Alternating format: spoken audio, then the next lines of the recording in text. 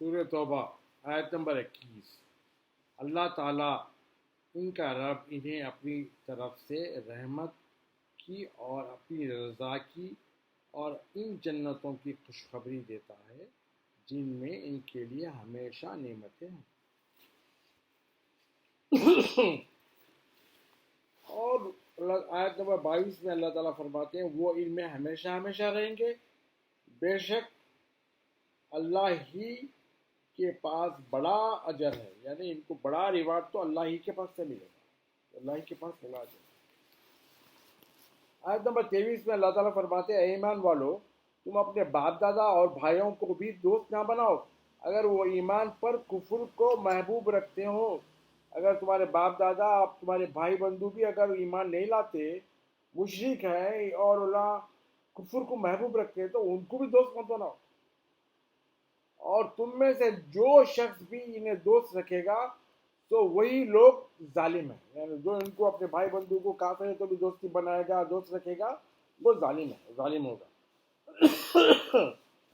آیت نمبر 24 میں اللہ تعالیٰ فرماتے ہیں اے نبی مکرم صلی اللہ علیہ وآلہ وسلم، آپ ان سے کہہ دیں اگر تمہارے باپ دادا اور تمہارے بیٹے بیٹیاں اور تمہارے بھائی بہنیں اور تمہاری بیویاں اور تمہارے دوسرے رشتہ دار اور تمہارا مال جو تم نے محنت کر کے کمایا ہے اور تجارت جو بزنس تم کرتے ہو جس کے نقصان سے تم بزنس میں نقصان ہو جائیں گا بلکہ وہ بزنس میں نقصان ہو جائیں گا بلکہ تم ڈرتے ہو، اور جو گھراں جو مکانات جنہیں تم پسند کرتے ہو تمہارے نزدیک، اگر یہ 8 چیزاں تمہارے نزدیک اللہ اور اس کے رسول اور جہاد فی سبیل اللہ کی محبت سے اگر بڑھ گئے، یعنی ٹاپ پریارٹی میں اللہ اس کے رسول اور جہاد فی سبیل اللہ کی محبت ہونا چاہیے، یہ باقی کے محبتہ اس کے نیچے ہونا چاہیے۔ اگر یہ محبتہ اللہ اس کے رسول اور جہاد فی سبیل اللہ کی محبت کے اوپر ہو گئے تو اللہ تعالیٰ کیا فرماتے ہیں؟ اللہ تعالیٰ کہتے ہیں کہ تم پھر انتظار کرو کس چیز کا؟ کہ اللہ کے عذاب کا انتظار کرو کہ تمہارے پہ اللہ عذاب آئے گا اگر تم یہ ایکسیڈ کر دی یہ محبتوں کو، اللہ اس کے رسول جہاد فی سبیل اللہ کی محبت کے ایکسیڈ کر دیے اور یہ محبتہ پریورٹی میں لگا لیے تو تم اللہ تعالیٰ کے عذاب کا انتظار کرو یہاں تک کہ اللہ اپنا حکم لے آئے گا۔ اور اللہ نافرمانوں کو ہدایت نہیں دیتا اور اللہ تعالیٰ ایسے لوگوں کو فاسق قرار دیتا ہے۔ اللہ تعالیٰ نے کہا کہ یہ لوگ فاسق ہیں اور اللہ تعالیٰ ان کو کبھی ہدایت نہیں دیتا۔ آیت نمبر 25 میں اللہ تعالیٰ فرماتے ہیں بے شک اللہ نے بہت سے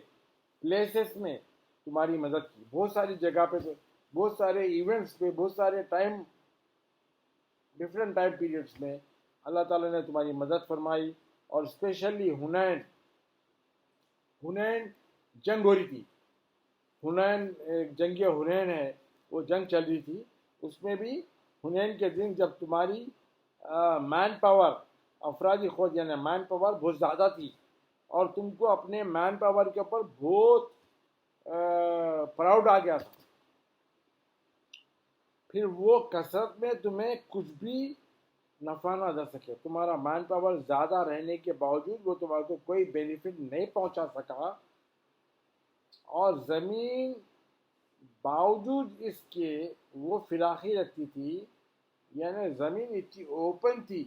اس کے باوجود کیا ہوا؟ تمہارے پر ٹائٹ ہو گئی، تنگ ہو گئی، چنانچہ تم پیٹھ دکھاتے ہوئے وہاں سے بھاگ گئے، پھر گئے، یعنی ایسا بھاگے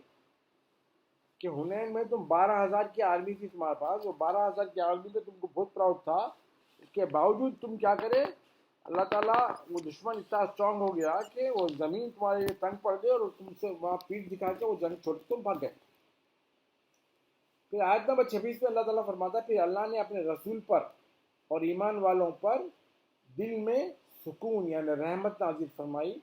دلوں پر رحمت نازل فرمائی، اور اللہ تعالیٰ نے ملائکہ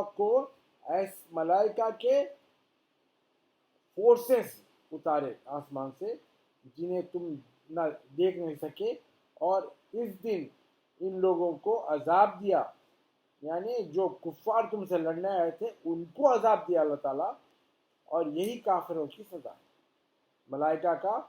گروپ بائی گروپ اتار کے اللہ تعالیٰ ان کو پنشمنٹ دیے کافروں کو، تم تو بھاگ گئے تھے، مگر اللہ تعالیٰ گروپس بائی گروپس اتار کے وہاں کو پنش کر، کافروں کو پنش کر۔ آیت نمبر 27 میں اللہ تعالیٰ فرماتے ہیں پھر اللہ اس کے بعد بھی جس کو چاہتا ہے توبہ قبول فرماتا ہے۔ اگر تم بھاگنے پہ توبہ کر لو گے، جس کو چاہے اس کی توبہ قبول کر لے گا اللہ تعالیٰ، یعنی اس سے توفیق اسلام اور توجہ رحمت سے نوازتا ہے۔ اللہ توبہ قبول کر لیا تو اس کو کیا کرتا ہے، اس کو کیا ملتا ہے؟ اسلام کی توفیق ملتی ہے اور رحمت کی طرف توجہ کر لیتا ہے اور اس سے نواز دیتا ہے اللہ، اور اللہ بڑا بخشنے والا اور نہایت ہی مہربان ہے۔ آیت نمبر 28 میں اللہ تعالیٰ فرماتے ہیں اے ایمان والو، مشرکین تو سراپا نجاست ہے، گندے ہیں، سر سے لے کے پاؤں تک گندگی ہے۔ مشرکین جو بھی ہے سر سے لے کے پاؤں تک گندے ہے، تو وہ اپنے اس سال یعنی اب جو پریزنٹ ایئر جو حج چل رہا نا، اس سال کے بعد یعنی فتح مکہ کے بعد 9 ہجری سے اگر کعبے 9 ہجری سے کعبے کے قریب نہ آنے پائے۔ اب یہ مشرکین کو کعبے کے قریب الاؤ مت کرو، جو ایمان نہ لایا انہیں کعبے کے قریب نہیں آنا نیکسٹ ایئر سے۔ اور اگر تمہیں بزنس میں کمی کی وجہ سے اگر ان لوگوں کو نیان دیے تو تمہیں کو ایسا لگ رہا ہے کہ تمہارا بزنس ویک پڑ جائے گا، تو اگر اس کی وجہ سے تم ویک ہو جاؤ گے فائنینشلی، اس کا ڈر ہے تو گھبراؤ مت۔ اللہ عنقریب یعنی نیئر فیوچر میں اگر اللہ چاہے گا تو تمہیں اپنے فضل سے پیسے والا بنا دے گا، بے شک اللہ خوب جاننے والا اور بڑی وزڈم والا، بڑی حکمت والا ہے۔ پھر اللہ تعالیٰ فرماتے ہیں آیت نمبر 29 میں اے مسلمانوں، تم کتاب والے اہل کتاب میں سے ان لوگوں کے ساتھ بھی جنگ کرو، یعنی جو کتاب یافتہ جو لوگ ہیں جیسا یہودی ہے، کرسچنس ہے، ان کے ساتھ بھی جنگ کرو بولے اللہ تعالیٰ، جو نہ اللہ پر ایمان رکھتے ہیں نہ یوم آخرت پہ، قیامت پہ بھی ایمان نہیں رکھتے نہ اللہ پہ رکھتے،